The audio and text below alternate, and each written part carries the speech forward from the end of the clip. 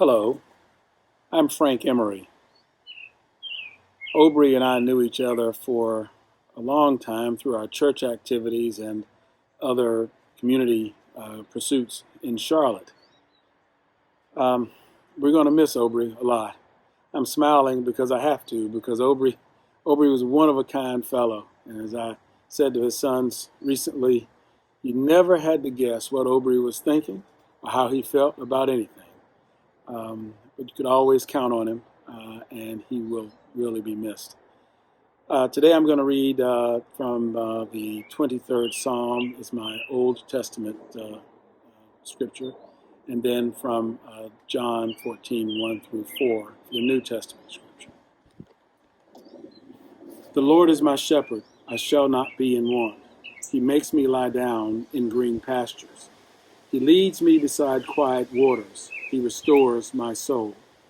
He guides me in paths of righteousness for his name's sake. Even though I walk through the valley of the shadow of death, I will fear no evil, for you are with me. Your rod and your staff, they comfort me. You prepare a table before me in the presence of my enemies. You anoint my head with oil. My cup overflows. Surely goodness and love will follow me all the days of my life, and I will dwell in the house of the Lord forever.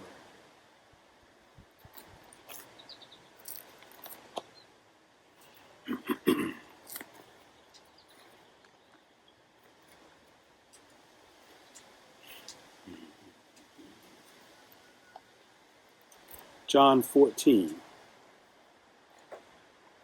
Do not let your hearts be troubled. Trust in God, trust also in me. In my Father's house are many rooms. If it were not so, I would have told you. I am going there to prepare a place for you.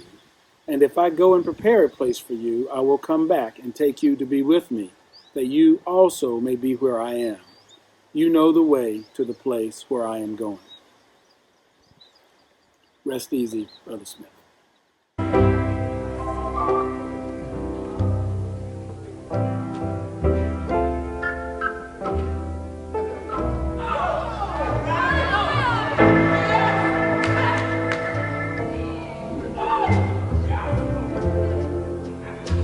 Lord, help us tonight.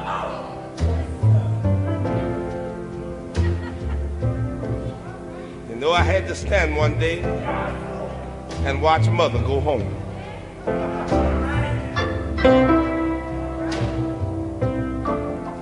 Glory to God. I stood on the banks of Jordan.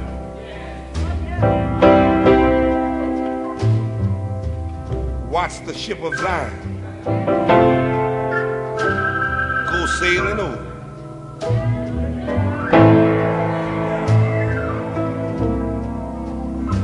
Lord, help us tonight.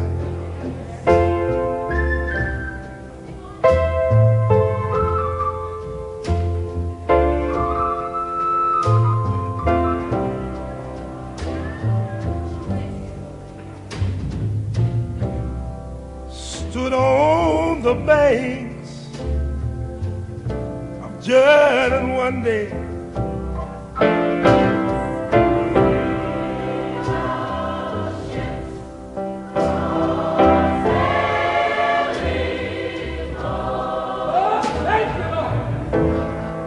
I stood on the banks of Jordan, yes I did, Lord, to see the ship go by.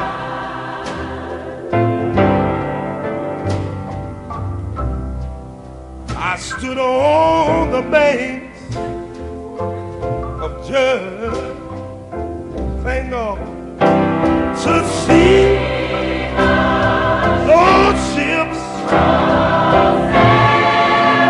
sailing over.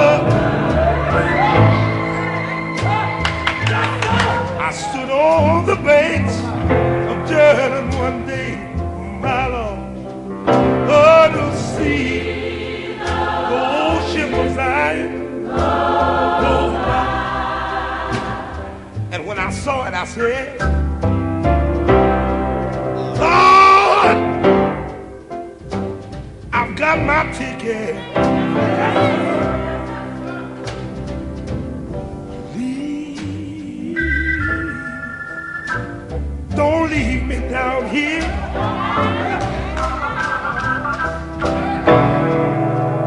You took my father. You came back and got my mother. You took everything to me that was so dear, and all I could do was stand there on the banks of Jordan. Mother was going home. I saw the ship sailing. Yeah, yeah. I stood there on the bank of Jordan. Lord have mercy. I had to see her.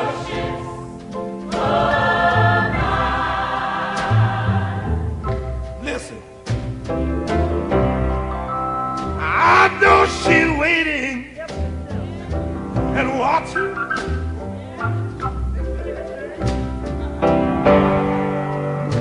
I told her I'd be home after a while.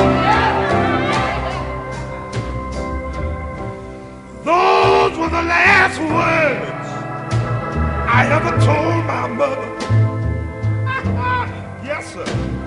She closed her eyes and she went on to glory with a smile. And while she did, all I could do was stand there on the bank of Jordan. My heart was heavy as I watched the ship.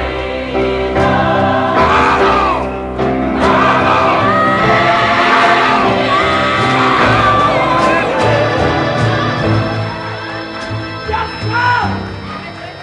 I stood down on the Jordan. God knows I did. I had to see those ships. Sing it from your heart. Oh, Lord, I sure got my ticket. Yes, I have. Woo! And it's stamped for Glory Land.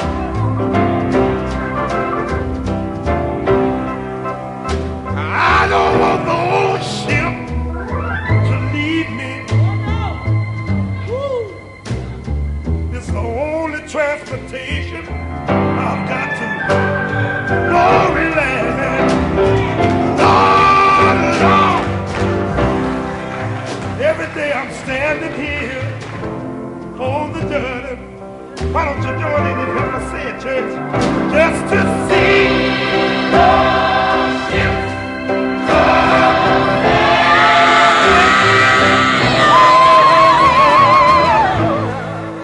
I stood on the banks of Jordan. Oh, yes, I did. Oh, yes, I did. Oh, yes, I did. Oh, yes, I did.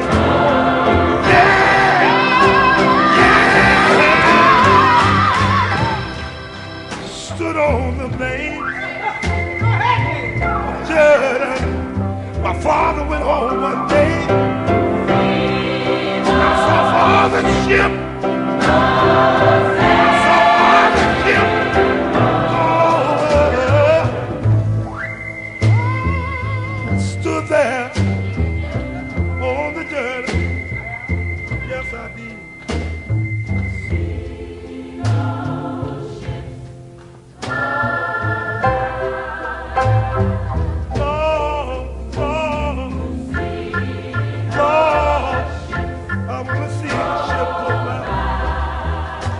My friends are leaving here, children. I see their ships go by. Oh, Lord. Oh, yes, I do. Every week or so, I'm standing by the graveside. Oh, Lord. To see somebody's ship go by. Hey, hey, hey, hey, hey.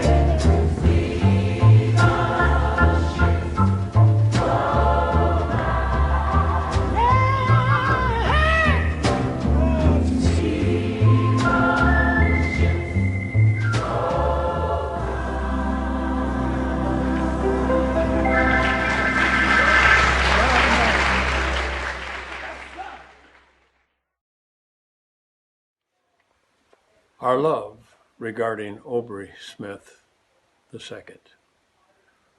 Words are difficult to adequately express the greatness and the distinct contributions that Obrie Smith II provided to his wife Cora, son Obrie Smith III, and Kyle, friends Phil and Sherry Saunders family, and many, many others.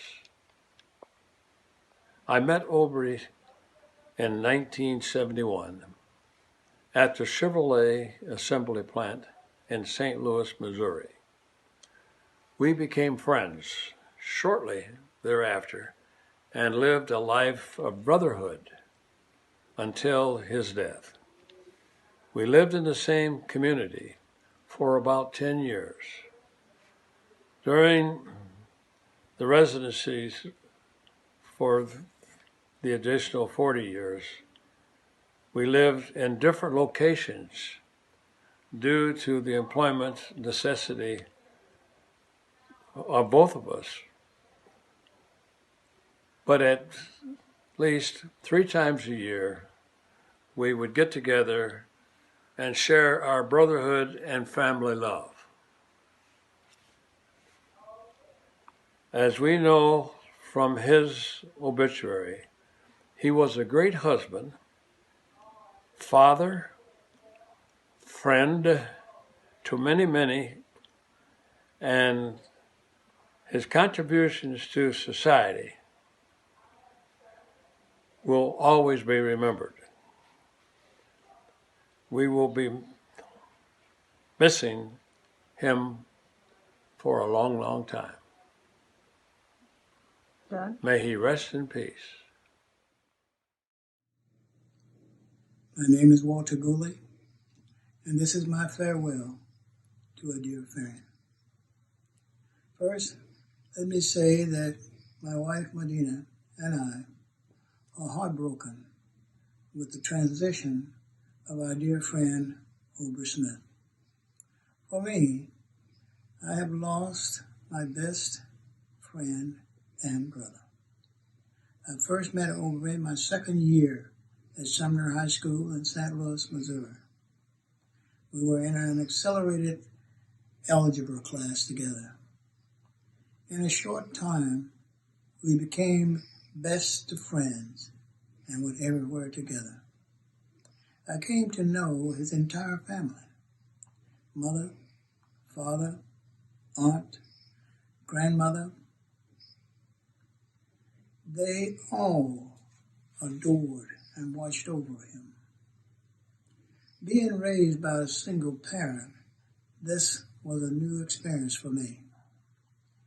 They treated me as if I were a member of the family. To be honest, I had never seen or experienced such a loving and warm family.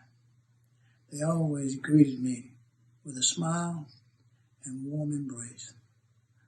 Obrie was instrumental in my getting my first real job, delivering the morning paper, which I maintained until I was off to college.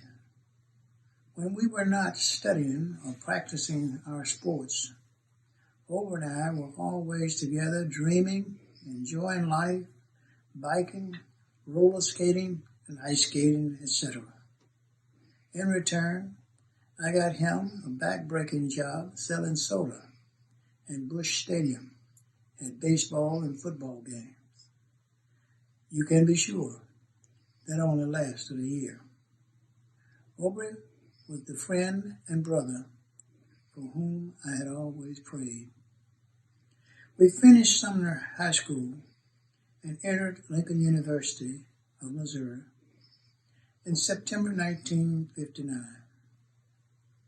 It was on the train traveling to LU that we met Miss Cora Green, who became Obrie's sweetheart and later his wife.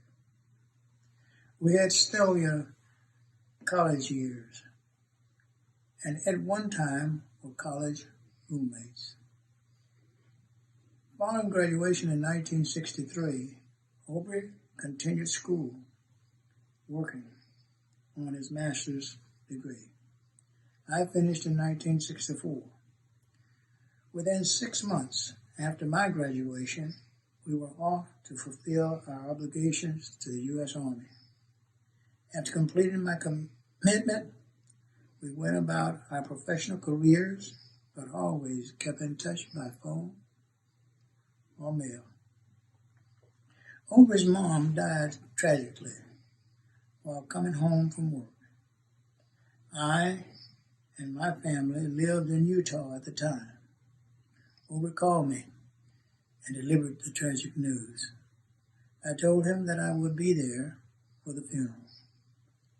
My mother and I attended Mrs. Smith's funeral, and when it was time to close the casket for the last time, Obrie turned and ran toward the exit. My mom said to me, "Obrie needs you, son," and I ran after him. I caught up with him in the lobby, and we sat on the steps together and wept. I could feel his pain. When my mom passed a few years later, Obrie was there for me. He attended her funeral, and to my surprise and appreciation, he expressed his love and sang a song he dedicated to my mom. Obrie and I have kept in touch throughout the years. As we grew older, we called once or twice a week, and sometimes more, to check on each other, share our work experiences, and relive our childhood. Sometimes he would call me while out on his morning or evening walks. In February of this year, we received word of the death of our friend and classmate, Dr. Wilma Kirchhofer. Obrie called and suggested that we attend her memorial services together. Medina and I drove to Bluffton, where Obrie and Cora drove the 4 of us to Atlanta. There we met and had dinner with their son Kyle. Following the memorial service, we greeted many old college friends and returned to Bluffton. On Sunday, Obrie took us to his church and introduced us to the congregation. We returned home the next day, and that was the last time we embraced. During the last months of his life. Hi, my name is Glenda Ehrman, and I am talking to you from Greenville, South Carolina. It is my pleasure to celebrate the life of Obrie with you. We met Obrie and the rest of his family when Calder and Obrie were working in St. Louis with General Motors. This is Calder. He died in 2015. But the moment Calder and Obrie met, they established a lifelong friendship of love and respect. They had so many things in common. We both had 2 sons. All the sons were graduates of law school.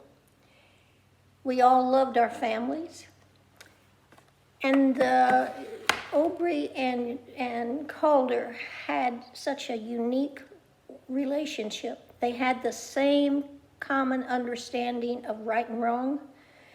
They were lifelong champions of good deeds and good works.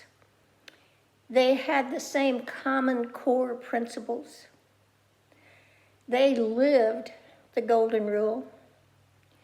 They enjoyed each other's company, and both of them had a good sense of humor. They made a pact to stay with one another, and we moved many times, as did the Smiths, from work-related situations. And we lived, of course, in Missouri and St. Louis, but we also lived at the same time in North Carolina and South Carolina.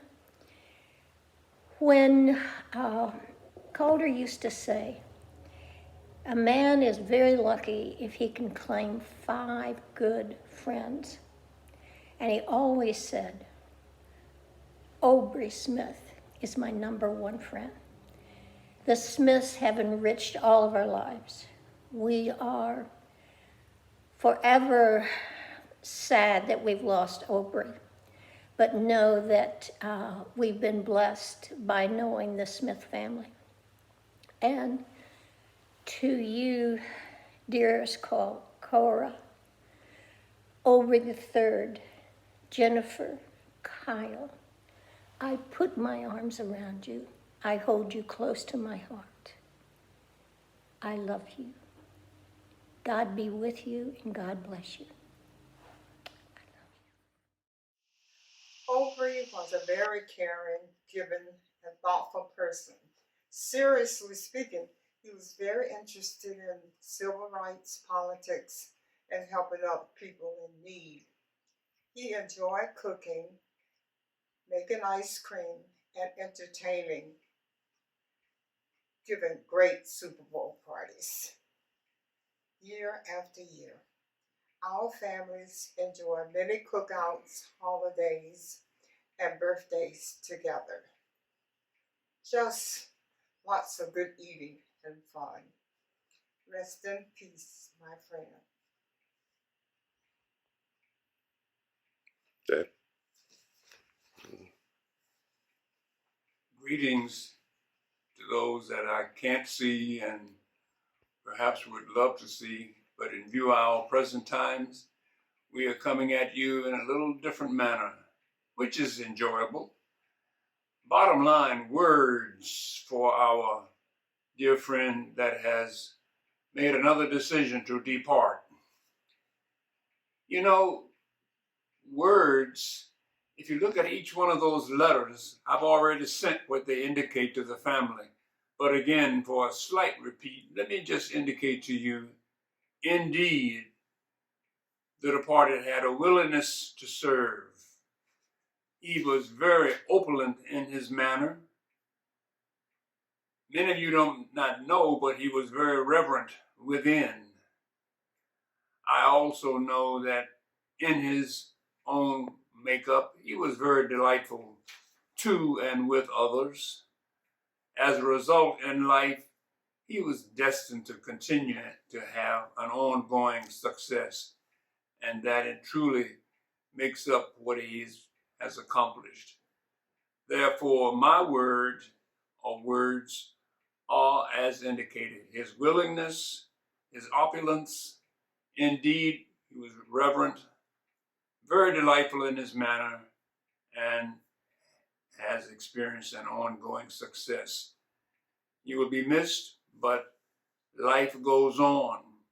In spite of our present situation, as you see recognized around my neck, we're going to win this thing one way or another. Take care, be safe, and enjoy. Thank you. That's it from the Brookses. To Cora, Obrie, Cal, other members of the Smith family, and friends, I would like to express recognition, admiration, and appreciation for my experiences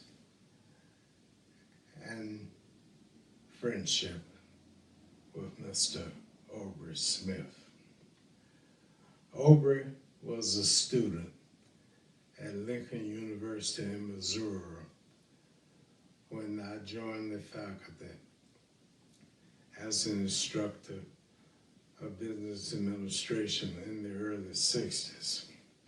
He was often cited by the faculty to be dependable and focused with the personal attributes and motivation essential for a productive future.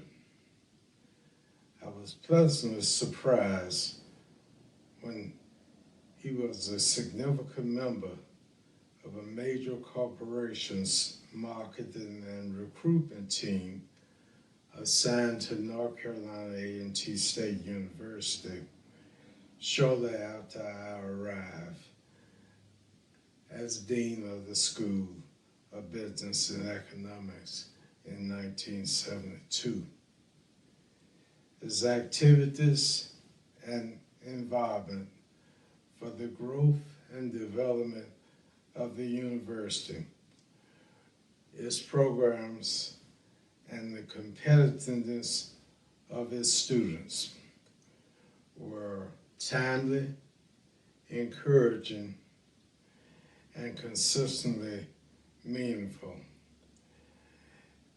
And he was recognized by the university by the awarding of the honorary doctorate in 1984. With Obrie's leadership, I was honored by my selection as an outstanding Black educator for his corporation's marketing calendar in 1988. Obrie assumed many leadership and team roles for years that followed. He was a leader, yes. He was committed, yes. He was an ultimate team player, yes. He was a difference maker, yes. But most of all, he was a dedicated and caring family man. His family was precious to him, and he often spoke fondly with love and pride. If Obrie Smith was your friend, you truly had a friend. Thankfully, Obrie Smith was my friend. This is Earl Wheatfall. I just want to share with you some thoughts that I have about a real, genuine friend, Obrie Smith. Obrie was the kind of guy that you enjoyed getting to know. I've known Obrie over 60 years, and for some reason in our lives, since we met in 1959, we would connect. At some point, we would connect with one another. One thing about Obrie is that he was a straightforward man. He was big-hearted, but he was willing to give to causes that he cared about, and he cared about Lincoln University. He was straight, he was candid, he was no nonsense. He would live up to his word, and he also demanded that you live to your word. Another thing about Obrie that I really cared about was the fact that he cared about family and he cared about our youth. Anytime he could help somebody, Obrie would do it. For some reason, we just stayed in connection with one another. While I lived in Virginia, he lived in numerous other places, but we would always connect every 2 or 3 years.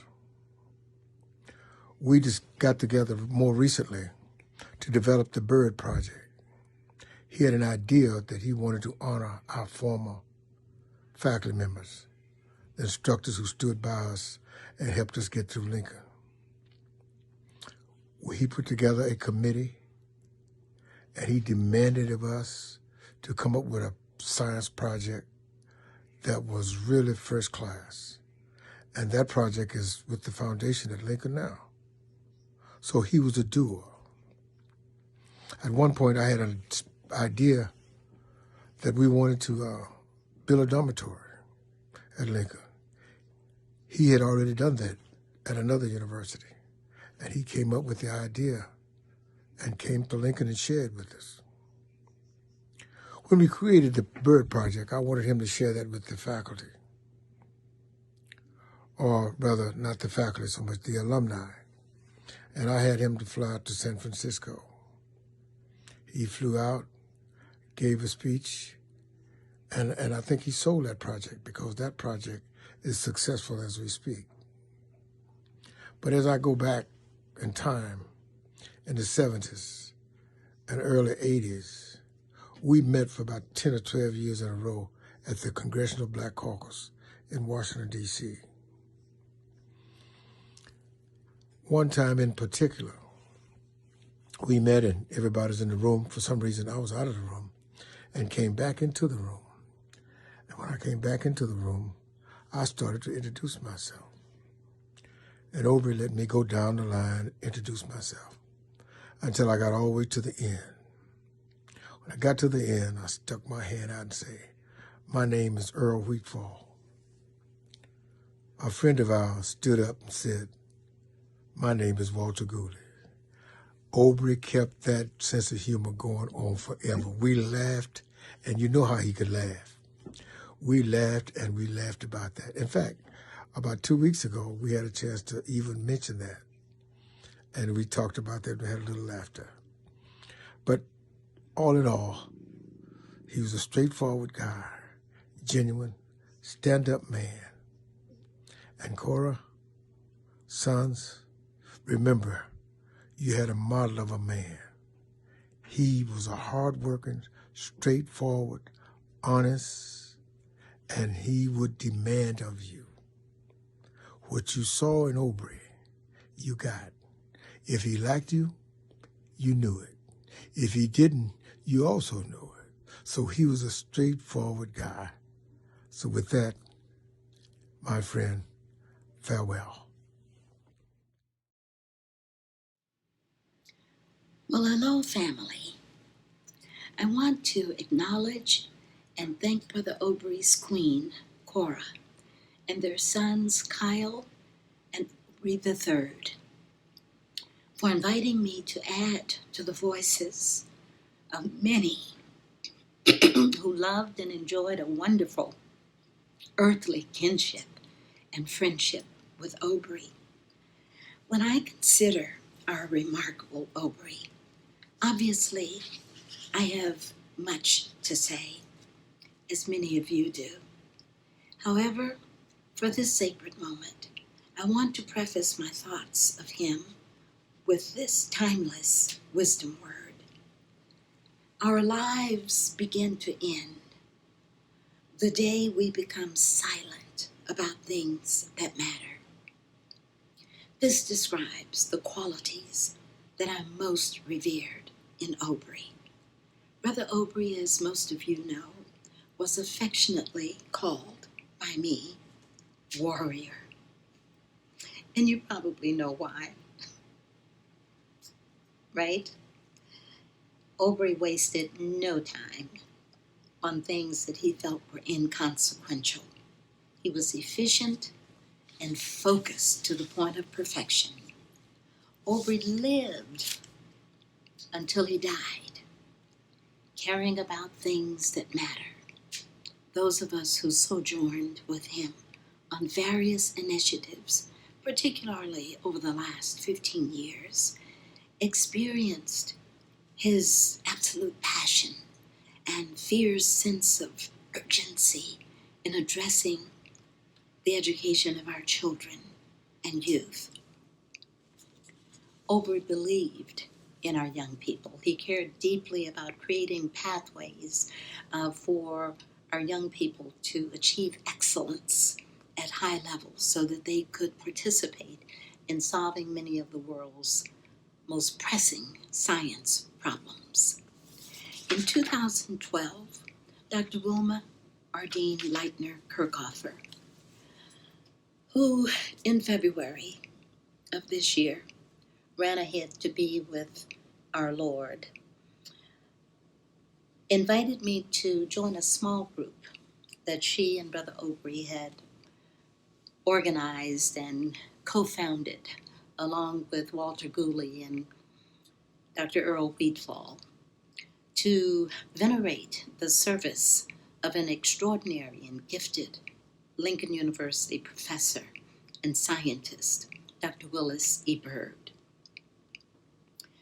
They also wanted to recognize other outstanding Lincoln University science faculty.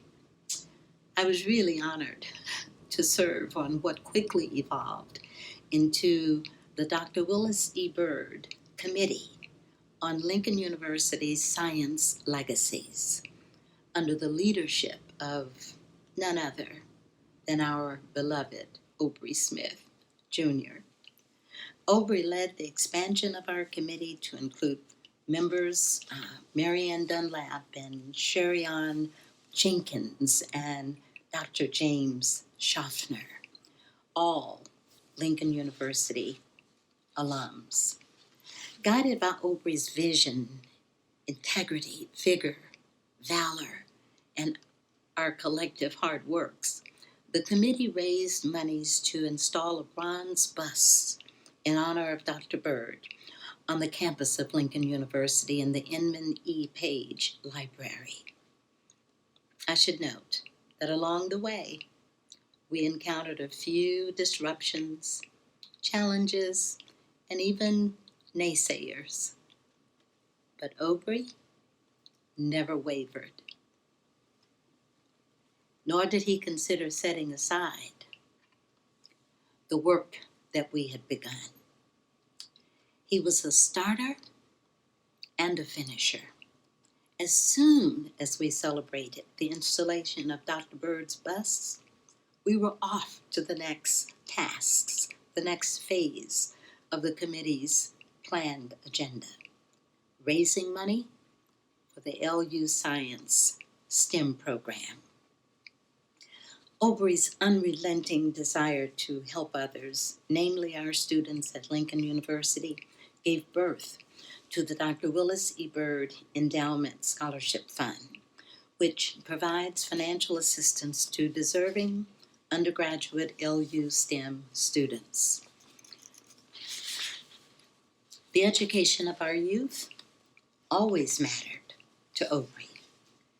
He especially cared about the quality of their lives and their education on the campus of Lincoln University. He spoke about this very often. He was dedicated to expanding our fundraising efforts because he was aware, like many of us, that our students were struggling. They continue to struggle financially to the point of having to drop out of school. Obrie cared about everything that mattered concerning the health and well-being of all people, but especially our children and youth. So, family, while I am saddened by Brother Obrie's flight into eternity without notice, I am at peace, and I hope you will be also. I hope you will be at peace with celebrating his total and unrestrained freedom. He now sits and walks with and shares with royalty, our God, the Creator, and our ancestors. Right now, I just imagine him orchestrating ways to inspire us to push forward with excellence and a renewed purpose to continue the work that he and our ancestors started. Obrie is very much with us, now more than ever. He is awake, awaiting our next move. The memory of his brilliant mind, energy, and craving to help others must surely inspire us to transport our grief into life-giving actions. May God's love, strength, power, and presence provide everything that we need to continue this journey. On behalf of our children and our youth, and to my beloved warrior brother, I'll see you in the morning. My name is Joyce Hughes. I'm here to tell you about my life with Obrie Smith and how much pleasure and inspiration that he has been to me and my family. I met Obrie in 1972 when he brought the boys, Kyle and Obrie III, to the Gibson School for Gifted Children. At that particular time, it was little Obrie that said, he held out his little hand and said, "Hello, Mrs. S," because that's what they called me at the time. My last name was Servatowski. He said, "Hello, Mrs. S. My name is Obrie Smith III, and I'm going to Harvard." And I just held his little hand and said how pleased I was to be the one to help him get there. And that was my first introduction, not only to Obrie Sr., but also to Obrie III. It's been a blessing having Obrie in my life. He has been a very generous, loving mentor for what I was doing with the Gibson School. He was a very supportive parent, number one.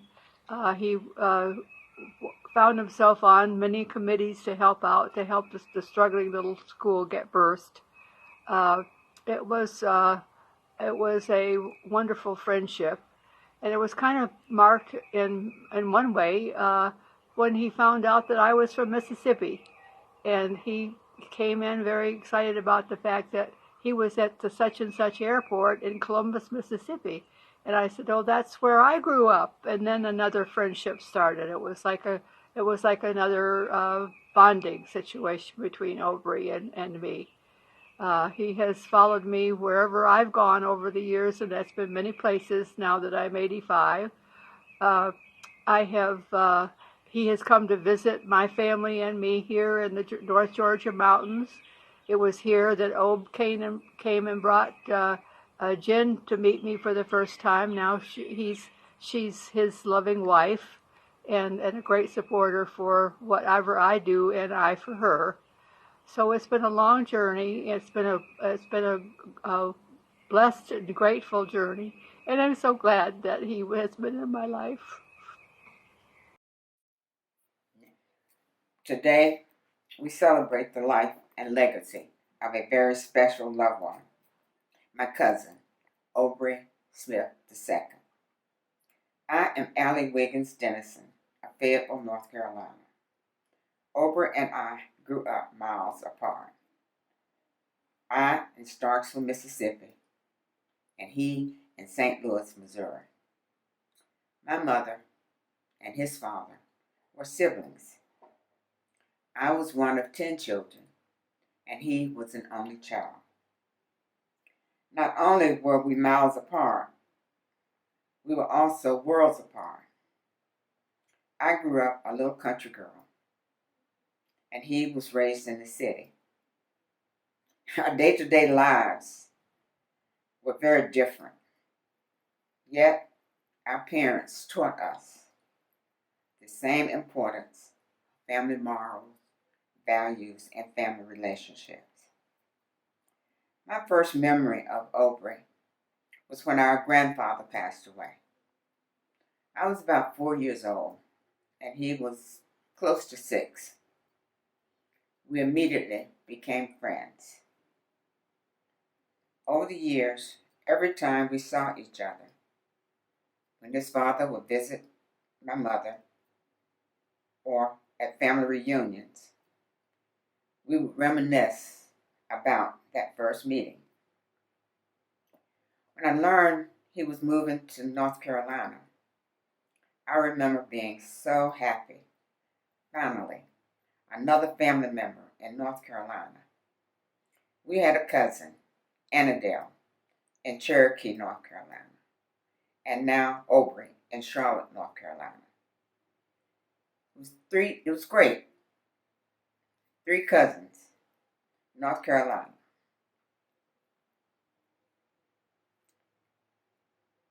We created a triangle that would keep us connected and informed of what was going on with the rest of the family.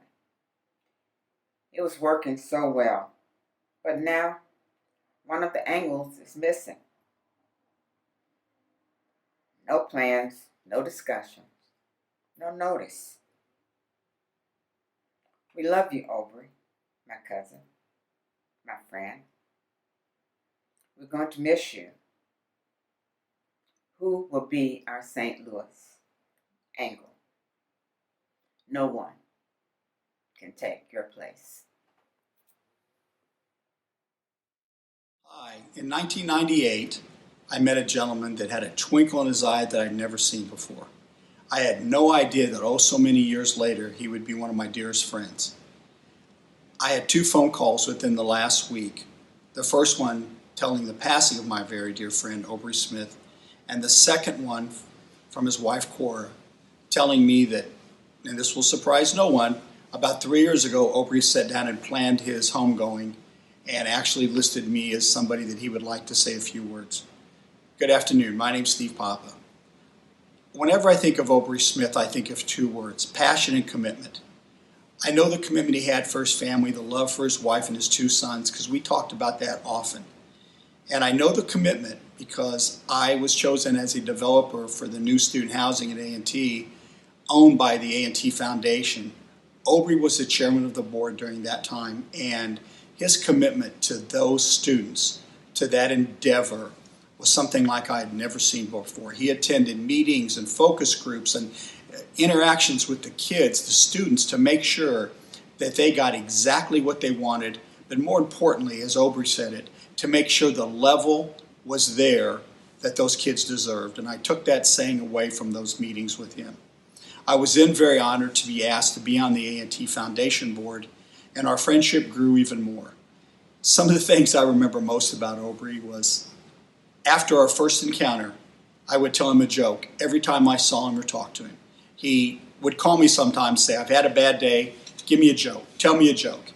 And as you all know, he's been through some challenges of late, the last couple of years with his health.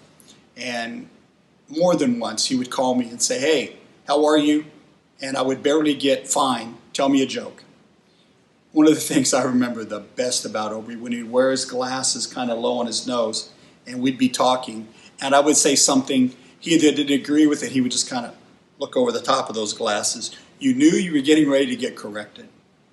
There's so much more I could say, and obviously in a situation like this, you get a time limit.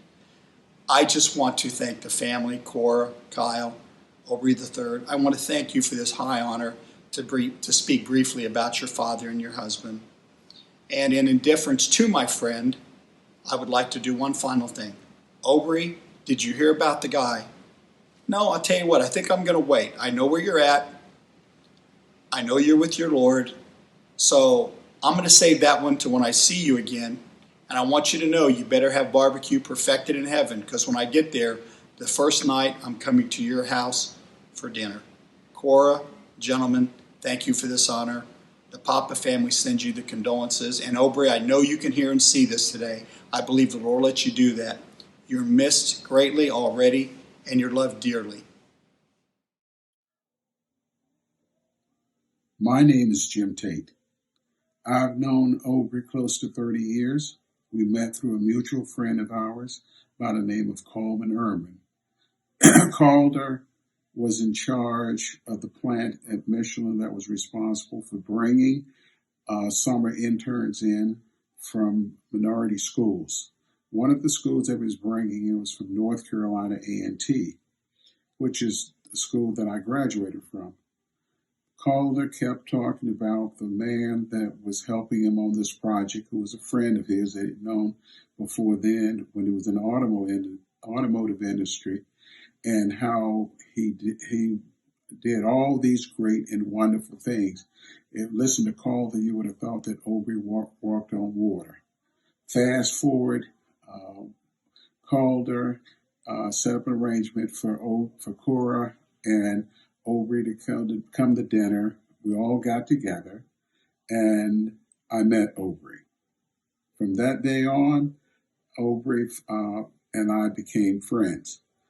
Tell you a story. Once I went to a homecoming football game up in Greensboro at A&T. I wanted to go to a dance, and I paid my money for a table that I thought I had. But what happened is that once I got there, the table was not satisfactory to me, and I was complaining. The lady told me that she couldn't help me, and then directed me to, you need to talk to Mr. Smith. I called Obrie, spoke with Obrie. He was there at the dance. Obrie, now this is what Obrie did. Obrie gave up his table and gave it to me. From that day on, Obrie showed me who he was. Obrie was one of the kindest, honest, trustworthy, and loyal friends that I've ever had in my life. Obrie loved his wife, loved his family, loved his boys, and he valued most was his friends.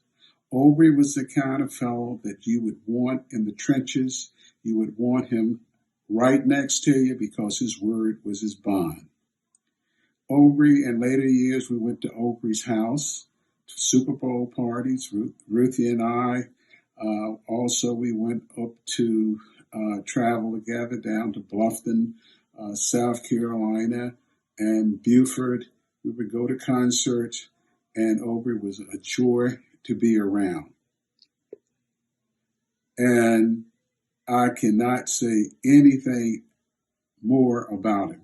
Later on, Obrie moved down to Bluffton, and I knew that he was in the Boulé, and I was tickled pink because I knew that I had an ally, a friend, and someone who would work and help us make us better.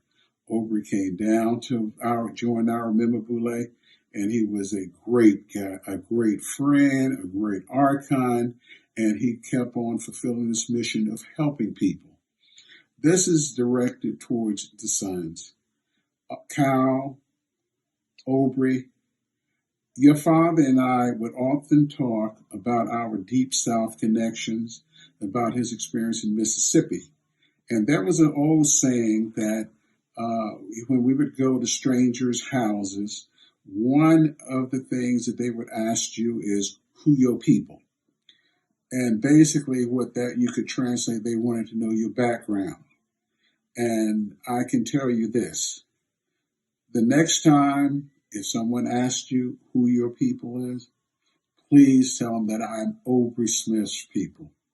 Obrie left a legacy, left a path for others to follow that are second to none. Be proud. Hi, I'm Austin Webster. I had the distinct pleasure of being Obrie Smith's godson. I'm going to tremendously miss my Uncle Obrie. He's been a person that's been in my whole life. Since the days I can remember, him and Aunt Cora and Obrie and Kyle have just been a great source of support for our family. And I've just been tremendously fortunate to have some really great role models in my life, which I call my pillars. And Uncle Obrie was one of the forefront of those pillars. I learned so much from him throughout my life, just knowing how to love family, be there for friends, being tenacious when it comes to business and things of value and things that you see a sense of purpose. He was just always there for me in my life at every milestone and achievement in my life. Uncle Obrie was there. And he was just a great, great man. and I'm going to tremendously miss him. One thing in particular, I think, just thinking about stories, I have so many of them for Uncle Obrie, but he was always, I can always count on him for his sense of humor and his facial expressions. He just always had a funny expression, a joke to crack whenever you see him. And one time I was with a college tour, and we visited North Carolina A&T from Memphis. And I knew Uncle Obrie was, he worked on the board for the trustees there, but I didn't think I would see him while we were touring the campus. And they brought us in to give us the welcome to the school. And lo and behold, Uncle Obrie pops in, suit dressed to the T. And I was like, Uncle Obrie, what are you doing here? He said, surprise. He just gave me a wink. And he came and welcomed the whole group and, said, I'm Austin Webster's godfather. And I just had a sense of pride just knowing that, I was connected to such a well-respected man. And you can just tell that he had respect there at the school. So that was just one of the many stories that I have. But Uncle Obrie, you're going to be tremendously missed. I know you're in a better place now where you're resting well and you've done well, good and faithful servant. And I love you, miss you, and we look forward to seeing you again. Take care. Hi, I'm Mackenzie Webster, and I am honored to have been Uncle Obrie's goddaughter.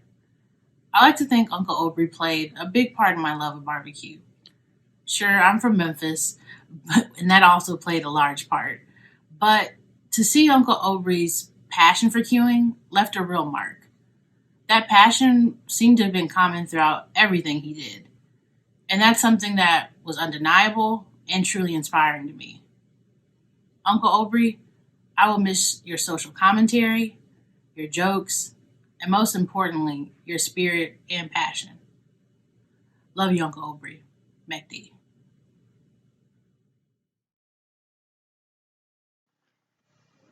First, giving honor to God, from whom all blessings flow, and from whom every good and perfect gift comes. The first time I met Obrie, I was about 6 or 7 years old. My sister was bringing this boy home from college for her family to meet. He made a lasting impression because he was all about my sister Cora. Now, understand, this is my only sister, and I'm the baby of the family. So I kind of saw him as a threat. And when I found out they were getting married, I felt as though he was taking my sister away from me. However, that was not the case. He not only allowed my relationship with my sister to continue, for we were very close, but he became a true member of our family. Whenever we needed his assistance, he was there. He opened his home. He spoke at family funerals. He reviewed and edited documents as requested. And when I was responsible for the family reunion, Obrie did all the barbecuing for that event and provided other support at various times. The one thing I remembered and was so impressed by was just how much he loved my sister. I remembered that he used to sign his cards to her, the ones that she would let me see. Love always, Obrie. His love for her was a true blessing to our family. We didn't have to worry about her at all, for he took such good care. He always provided for her and their children. There was nothing that I knew about that she wanted that was not provided.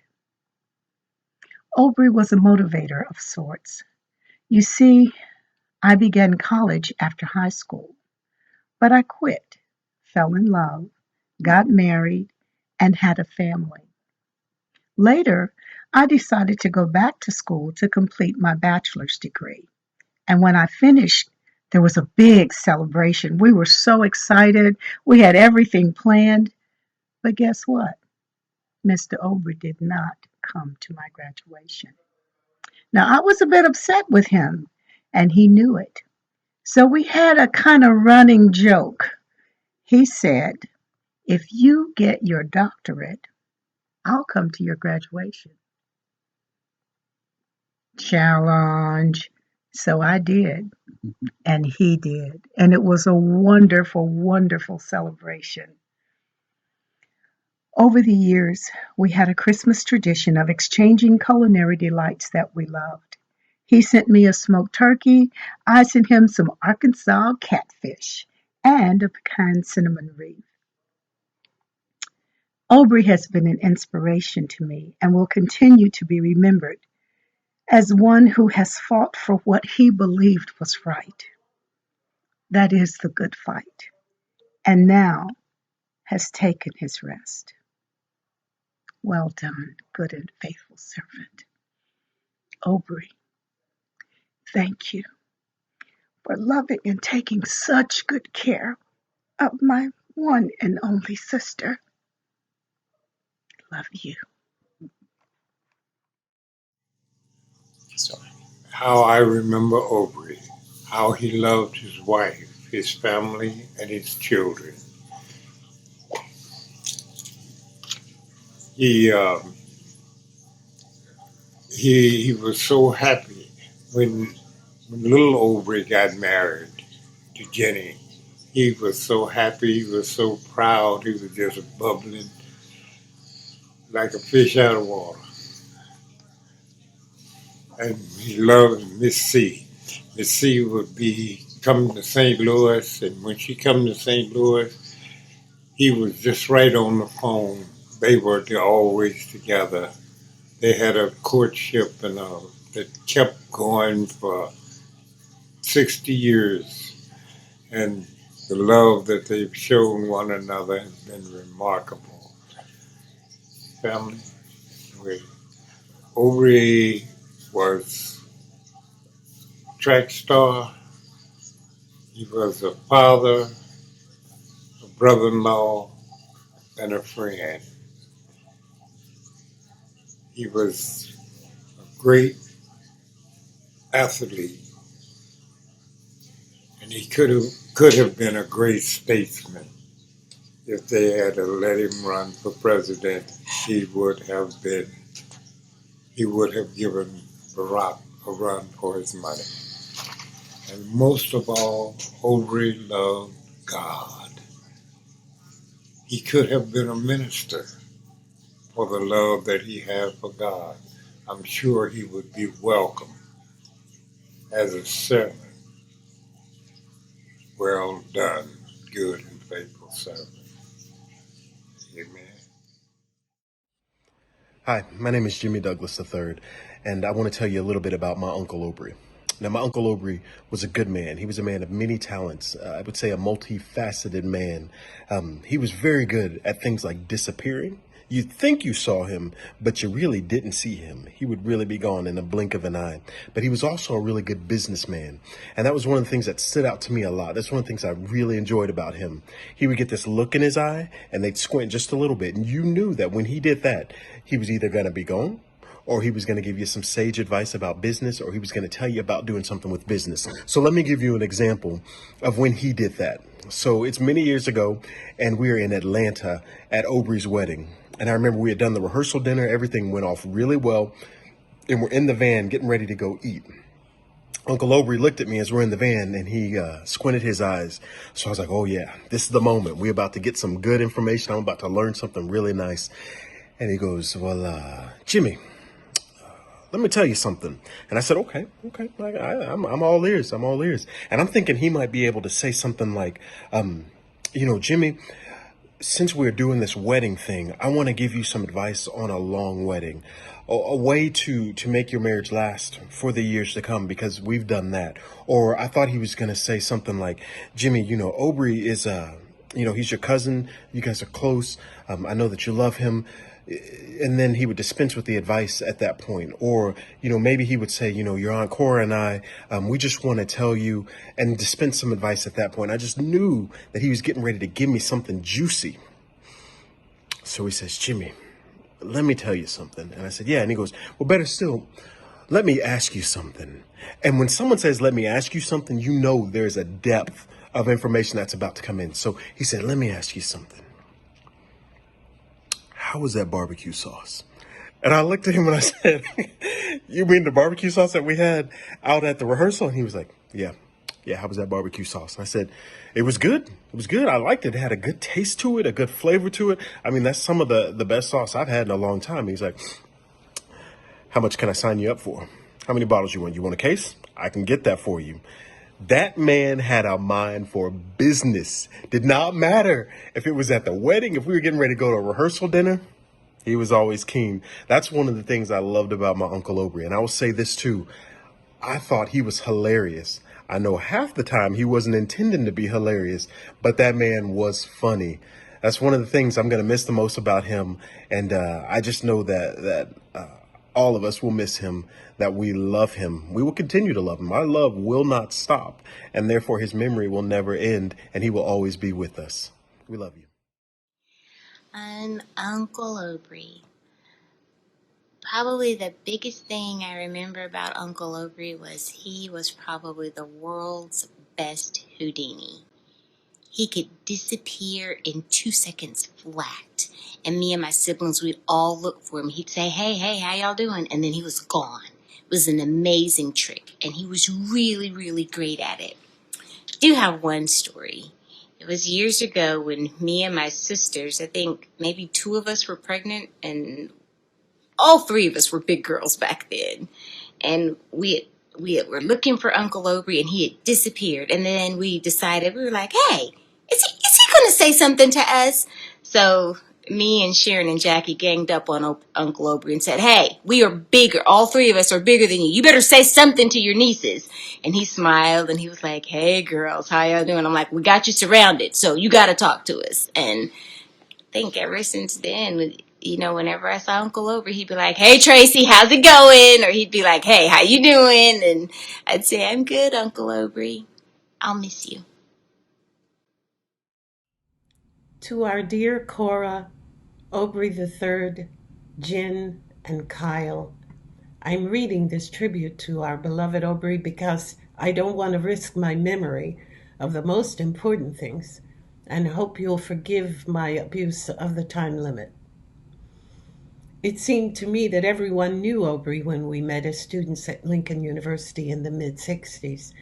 He was an active and highly respected upperclassman, and among many other things, he influenced productive change in campus life with every issue from dormitory conditions and cafeteria complaints to fraternity and sorority life. I believe we met while serving on a student government committee. When I was a sophomore and he was a junior, Obrie was purposeful and rarely talked unless he had a well-researched subject with substantial data to prove his cause. If he believed something was unfair to the least among us, Obrie would persist until changes were made. This could be both wonderful and annoying, but Obrie wasn't seeking approval or recognition, and neither did he seek our permission. Above all, he was a man of faith, of courage, and focused on what was possible, mission-driven. It's also Obrie's amazing laugh, a sort of cackle that I'll always remember. I believe the determination to create and affect meaningful change followed Obrie throughout his life. I am certain that employees of General Motors or Miller Brewery would concur that Obrie stood up against unfair employment conditions for minorities, and any Lincoln classmate would confirm Obrie's determination to erect a meaningful tribute and bronze bust of Dr. Byrd for his years of service to the university. Obrie remained informed of events, faculty appointments, as well as the effectiveness of new presidents, and he worked diligently with the University Foundation, doing everything he could for the betterment of Lincoln University, an honored alumnus. Obrie could never half do any commitment. He was in until the end, or he was out But he was not only devoted to his causes, he supported friends and others who really needed his help. He supported me. He was a friend in need and a friend indeed. My husband Lee and I became close friends with Obrie and Cora after we were all graduated and married. Obrie and Cora on Christmas Eve in '64, and Lee and I in August 2 years later.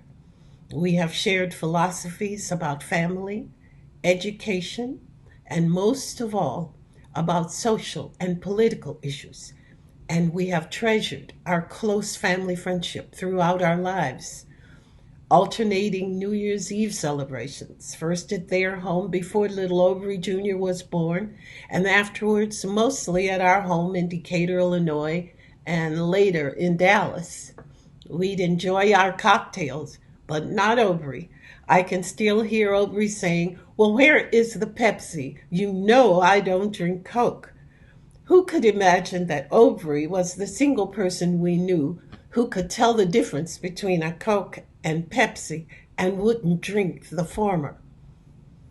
We celebrated the birth of both Obrie Jr. and Kyle and continued sharing time together. And Obrie and Cora sent messages, cards, and gifts when our daughter Leah was born, graduated high school, graduated law school, and we were not surprised when Obrie was at Duke for her wedding in 2001. Obrie and Cora generously and thoughtfully joined us in celebrating Lee's 70th birthday in Charleston and my 70th birthday in Cancun. In turn, we visited the Smiths frequently in North Carolina. And later, when our daughter moved to North Carolina and our grandchildren were born, we visited in South Carolina. We frequently drove, looking a bit like the Beverly Hillbillies, so that we could take packages to the girls. And we always stopped to see the Smiths for a few days after our visit. Last fall, Obrie had surgery for throat cancer, and I never doubted he would pull through. Still, I called and bugged him to really tell me how he was doing, because I thought he was exaggerating his fast recovery. After a few weeks of not really being satisfied with hearing, "Oh, I'm okay," Lee and I decided to visit them for a few days. And Obrie was indeed okay, much better than okay. I've learned a great deal from our friend Obrie Smith. Persistence, diligence, the ability to laugh with abandonment. But our last in-person visit reconfirmed a stronger characteristic. And in closing, I'd like to share the rest of the story in eulogy to Obrie with a brief excerpt of a message I wrote to him after we returned home to Dallas from Bluffton. "Obrie, you're a tough cookie, and I admire your tenacity, grit, and most of all your sincere faith in the highest power.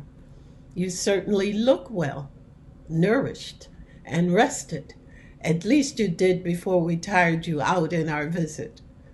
Please do what Cora tells you to do, willingly this time, because breakfast is a meal you must learn to appreciate and enjoy. And thank you for allowing us to just barge in and inspect you. I just couldn't rest until I'd laid eyes on you, and I'm so glad we imposed a little bit with this visit to look you over. I hadn't been resting very well before we visited, but my sleep in Bluffton was well worth the trip. It was such a relaxing time with you both, going to church, walking on the beach, listening to music, viewing old photos, and laughing together. Your home is truly lovely, and you both were welcoming and gracious. We felt comfortable and welcomed from the moment we arrived, as always, and as we have since 1966, when our friendship began for real. You only have a few years on us, Obrie, but I'm counting on you to continue to show us how to face life's challenges with unchanging faith, with gentleness, in the words of your pastor, and with grace. Thank you for always leading the way in faith with dignity and decency. Dear friend, we love you.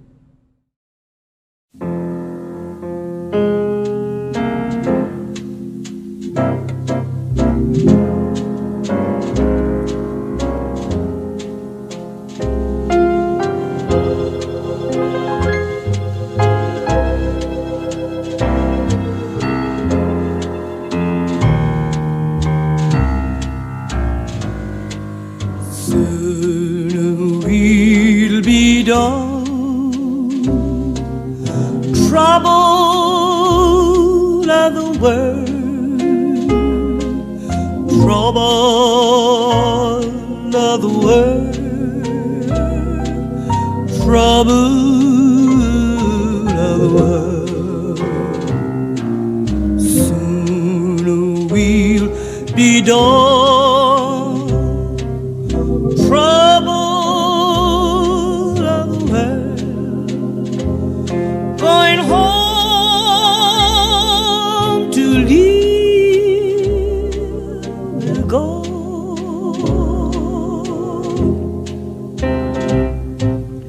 No more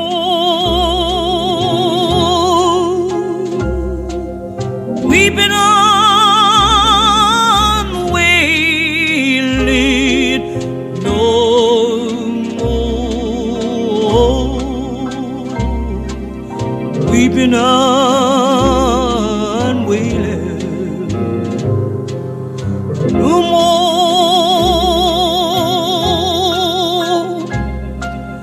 weeping on wailing, going home to live with my Lord. Soon we'll be done. Trouble of the world,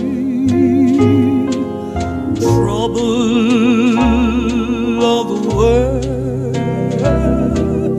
trouble, Lord, of this world. Soon we'll be done. Trouble of the world, going home to live with my Lord.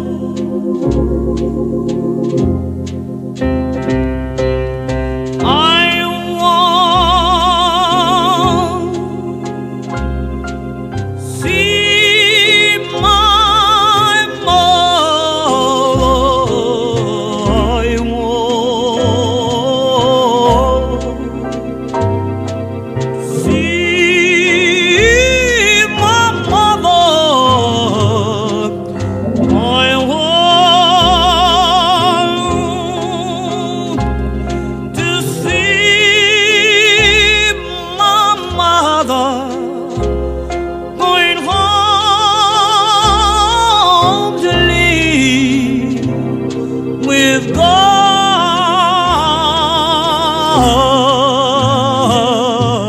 Soon we'll be done. Trouble of the world, trouble of the world, trouble of this world. How sooner we'll be done with the trouble of the world.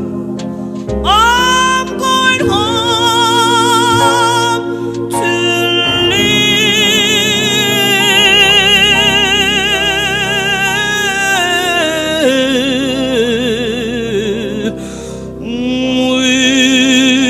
with God.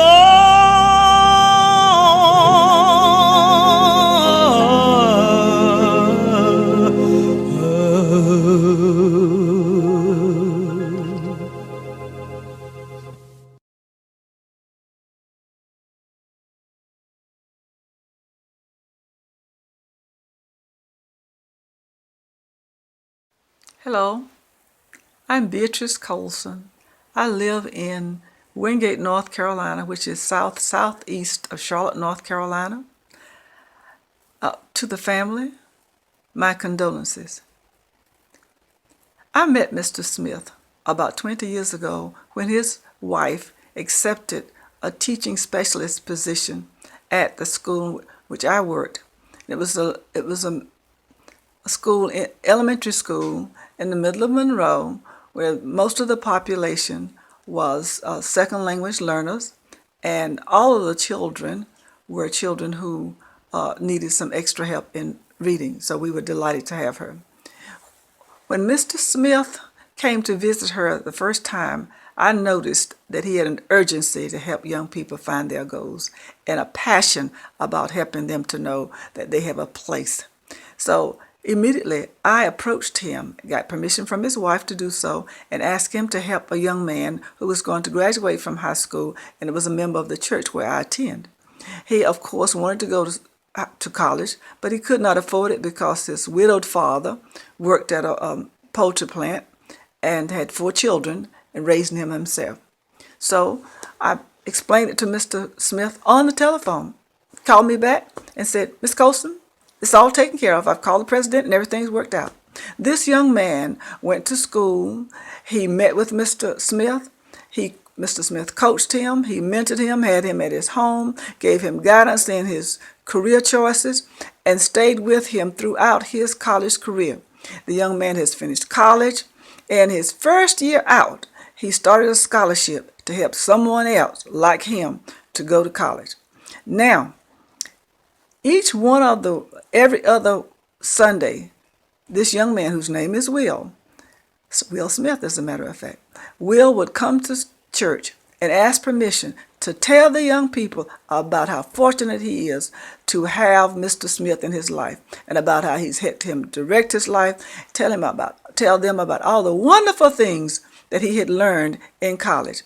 And I want to say, in all sincerity, that Mr. Smith changed the course of the lives of the children in that church, that small country church. 5 children the year after Will went to college and made the president's list. We have a new feeling, a new atmosphere, and new energy in our church. I am certain that it was by no chance or accident that we met Mr. Smith. I am glad that God sent him our way, and we are better people. Our church and our community is better because of Mr. Smith. May God bless you and God keep you. And we are so happy that we are a part of the legacy of Mr. Smith. Thank you. Friendships are defined in many ways. Research reveals tons of definitions and meanings. Obrie Smith was a true friend, and our friendship over the years incorporated many areas. We initially met in New Orleans in April of 1974, some 46 years ago. We were there as participants with the National Alliance of Businessmen Youth Motivation Task Force team visiting Dillard University. Seeking transportation, I was given his name and met him by calling his room and asking for a ride. I made the mistake of not identifying myself initially, and he gruffly asked, "Who is this?" We got together in the lobby, and riding over to Dillard, we exchanged pleasantries and immediately found that we had a lot in common. We shared many of the same values. Before leaving New Orleans, we exchanged cards and we saw each other again that summer at the Urban League and NAACP conventions. From there, we began exchanging telephone conversations and talked about our experiences. One experience was what he encountered at a program called PMD, one of the executive programs at Harvard Business School. Needless to say, that information came in handy as I attended the same program a year later. We had the same instructors, well-named people, and found we had some of the same impressions of them. I would consult with him to get a heads up in preparing for class discussions. It was very helpful. As the conversations matured, we began talking about and sharing family information. He told me how he met Cora on the train on their way to Lincoln for their freshman year. how that relationship led to courtship and a marriage that has lasted more than 50 years. In the process, it produced 2 sons, Obrie and Cal, who will love dearly. He shared Lincoln campus experiences, the bully on campus, and how he mixed a formula as a weapon if needed to protect himself. Fortunately, the bully knew about it and he was never forced to use it. He shared his military experiences while in Germany and the effect it had on his life. He talked about driving on the Autobahn and what a great experience it was. I would see the family at the conventions and had chats with the boys and saw them mature over time. He shared their progress and the challenge of making a decision about schooling for them as they had tested well. I knew about his gym experiences from St. Louis to Detroit. I knew about him purchasing the '76 Cadillac convertible, the last year for manufacturing convertibles, how its value soared only to begin falling after automobile companies began making them again. After many years, he sold it to an investor, and it is believed to be in Dubai. I know about Miller. Through it all, I am most impressed with the loyalty he developed for my school, North Carolina A&T. He shared many corporate resources with A&T despite other options. He volunteered at A&T in a variety of capacities, ultimately becoming chairman of the foundation. He was recognized for this and awarded an honorary doctorate. Despite that recognized honor, there were many other privileges that he used his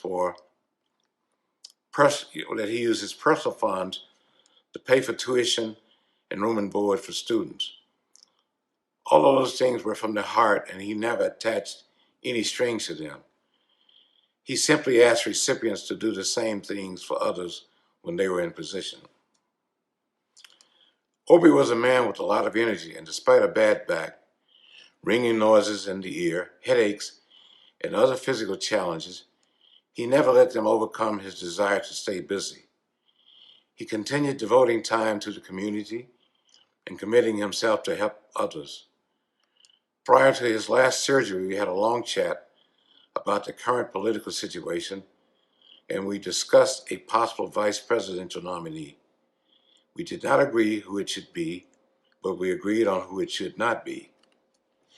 Our last conversation was the Saturday after surgery, and he was still in pain, but he felt blessed having Cora by his side. Goodbye, my friend. Hello, my name is Herb Redrick. I'm currently the pastor at First Missionary Baptist Church, and that may not mean much to any of you all, but I've been asked to do a tribute to my friend's family, Obrie Smith. Cora, my prayers are with you and your sons. I've never had the opportunity to meet, but if they're half the men their daddy was or is really, then they're fantastic and outstanding men. The reason I shared with you where I am and my position in life, 25 years ago, Obrie and I used to be Sunday school teachers. I wasn't a deacon, I wasn't a preacher, and Obrie used to call me Dr. Redrick. And I said, Obrie, why do you keep doing that, man? And, he said, man, that's what you're going to be. He saw something in me that I had not seen in myself. And he kept speaking life into me, and for that I'm eternally grateful. Not only did he do that for me, but he also did that with my son, who my son actually attributes Obrie to jump starting his adult life. That's a huge compliment, and for a young man when he was 17 years old going off to college, Obrie helped him get into A&T State, helped him to get in some internships. Obrie was just a man who loved and loved people. We thank God for the season he lent him to us. We'll miss him, but we're eternally grateful that we'll see him again because of his belief in Jesus Christ and ours. And I pray that if there anyone listening who doesn't have that belief, if you want to see Obrie again, That's how you can do it. God bless you, family, and thank you for this awesome opportunity. We love you. Bye-bye.